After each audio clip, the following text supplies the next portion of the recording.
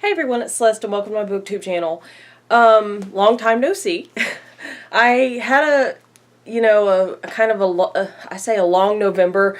There was a lot going on and had Thanksgiving break, and I thought that I would get a lot more reading accomplished, and it turned out I was busy, and so I didn't get as much done as I wanted to. But anyway, I'm here to film my November reads for 2018. And some of you are thinking, okay, yeah, but you didn't film a TBR, and that's true. I wrote out a plan for a TBR, and then I mood read, and I didn't stick to it at all. So I don't see any point in going back and referring to that TBR much. I can talk about it a little bit. We'll see. Okay, so I did a lot of Audible books and Kindle books. And I don't know about the rest of you, but whenever I read on my Kindle or I listen to audiobooks, it feels like it's not the same as reading like a hardback or a paperback or something physical in my hand. Like I feel like I didn't accomplish much. But between all the types of books that I read for this month of November, I covered 9. So I had a really good month actually, even though I was kind of down on myself about it. So I'm going in the order that I finished them. The first book that I finished in the month of November was an audiobook of The Man in the High Castle by Philip K. Dick.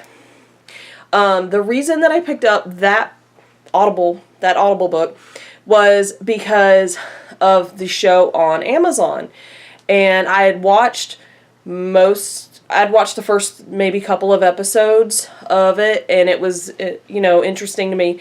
And anytime I know that there's a book that goes with a movie or a show, I like to cover that too, or read it first if I can.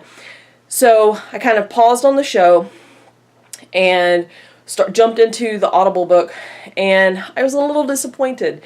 The book was the same mostly, but it jumped from point of view to point of view, and some of the characters were a little more fleshed out than others, and they were different from how they were portrayed in the show. And so, to put it shortly, this is one of those cases where I would say watch the show. The book isn't that good, unfortunately. But I think I'll try some of other Philip K. Dick's books in the future and see if I like his writing in those. Because it wasn't really the writing so much as like the characters, and then in some of the point of views it mentioned sort of this aspect of maybe time travel, but it didn't really flesh it out, and so I was kind of disappointed with that. So that was an audiobook. The next book that I finished in the month of November was one that carried over from the month of October, and that was Under My Hat, which was edited by Jonathan Strahan. Okay, and it is a collection of short stories that are witchy, which is why I was reading it in the month of October. When you're reading a book of short stories, sometimes one short story will stand out more than other short stories. I would say overall they were young adult. I liked them. They were okay. The authors all had different touches. Some of the short stories were longer than others. There were some that I thought I was going to like more, and then they needed more. They needed more space. Like some of those authors write really long works, and it's like they needed more space to really get the story going. I'm not really sure. There was a creepy story about a witch who was half cat or part cat, and that one was really neat and got kind of weird. There was also one that featured a child of Bigfoot, and I thought that one was really clever. Wasn't what I was used to reading. I would say that because I like contemporary, I would say that the one written by Holly Black was probably my favorite, which was not a lot of other people's favorites when I was looking at reviews on Goodreads. So I finished that one in a physical form. The next one that I read was on my Kindle, and it was The Perfect Mother by Amy Malloy, and it's a thriller about a group of mothers, and they're in one of those like birth club groups where their babies are all born in the same month, and it's set in New York, and they would meet in the park and they would talk about the new motherhood and the end of pregnancy and all that good stuff. And then the thriller part is that one of them, they go out to a bar one night, and while they're out, one of the babies disappears from one of the mothers, and so the rest of the book is following like this whodunit Where's the baby? Is the baby okay? And it's thrillery. I don't know that I'd say that I saw it coming, but some of the characters were whiny and annoying, and I just was like, after a certain point, I was just reading it, and I was just like, I just want to finish this book. And so it was okay. It wasn't great, but it was okay. The next one that I finished in the month of November was an audiobook of Salem's Lot by Stephen King. I really enjoyed it. I've been dipping my toes back into Stephen King's writing.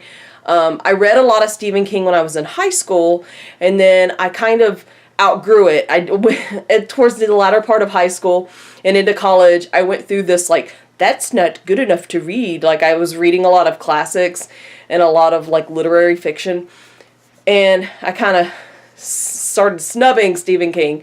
And now I've kind of grown up, and I think there's value in reading all different types of genres and writing. So there's a place for King in the world, and some of his ideas and stories, I get comfortable when I read them.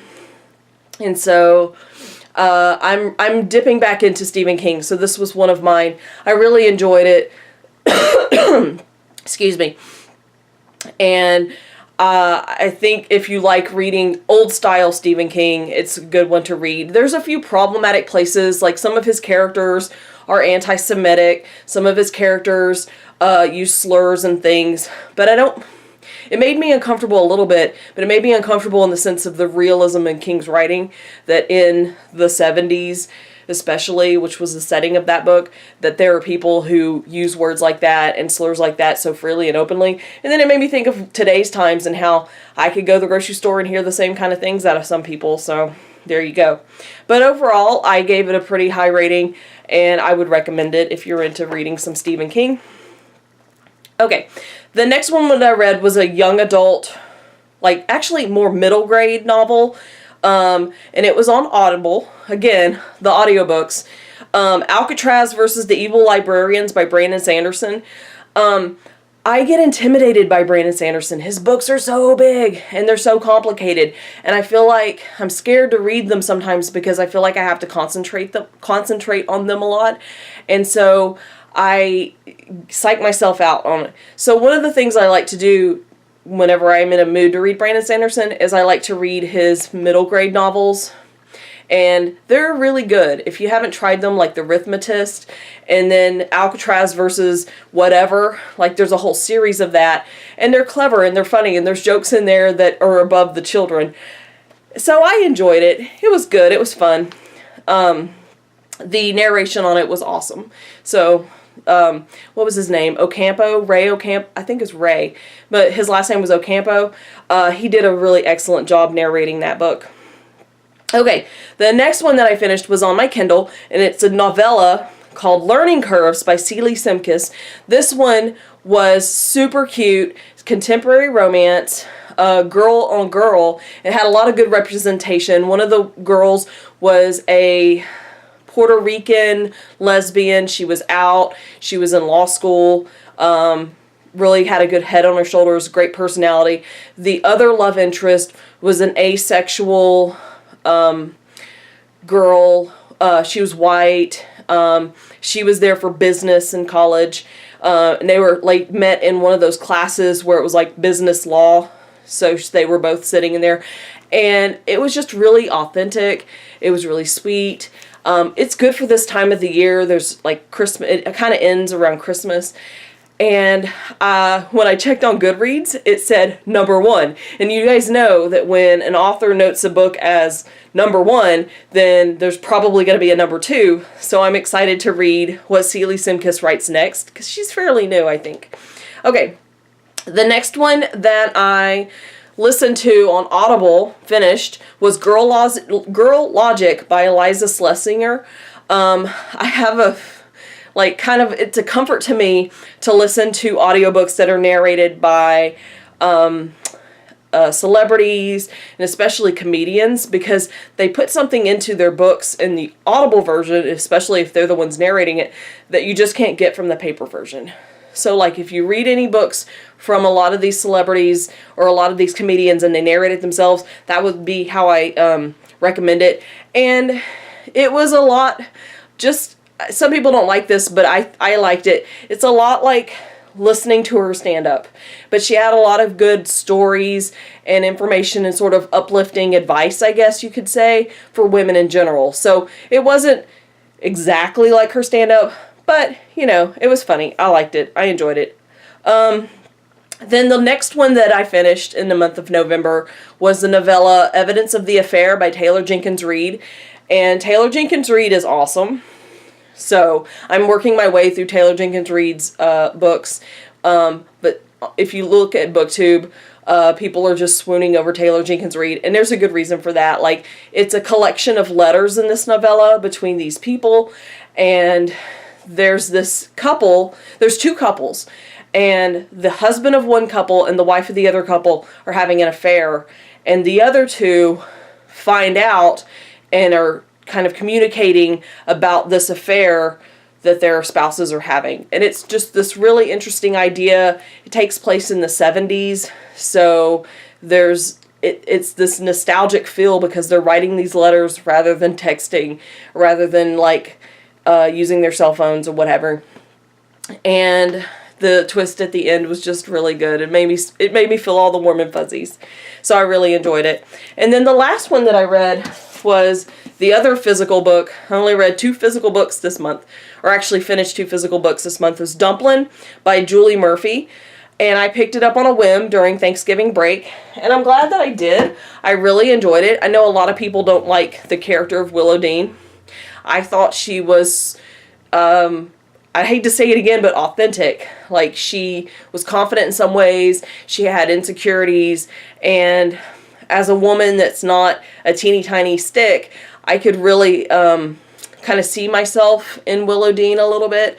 And I enjoyed it. I was reading it because on, I think it's December the 7th, they're releasing the movie. And it has some actors in it that I'm interested in. And so, again, like, I started it and I'll finish talking about it this way.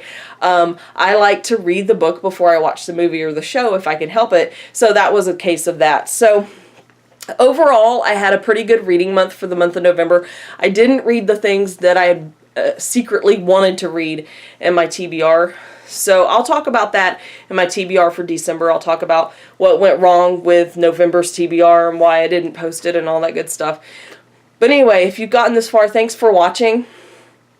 I appreciate you coming and watching my videos. Comment down below if you've read any of these books or if you have any suggestions based on these books. And I guess I'll see you guys next time. Thanks. Bye.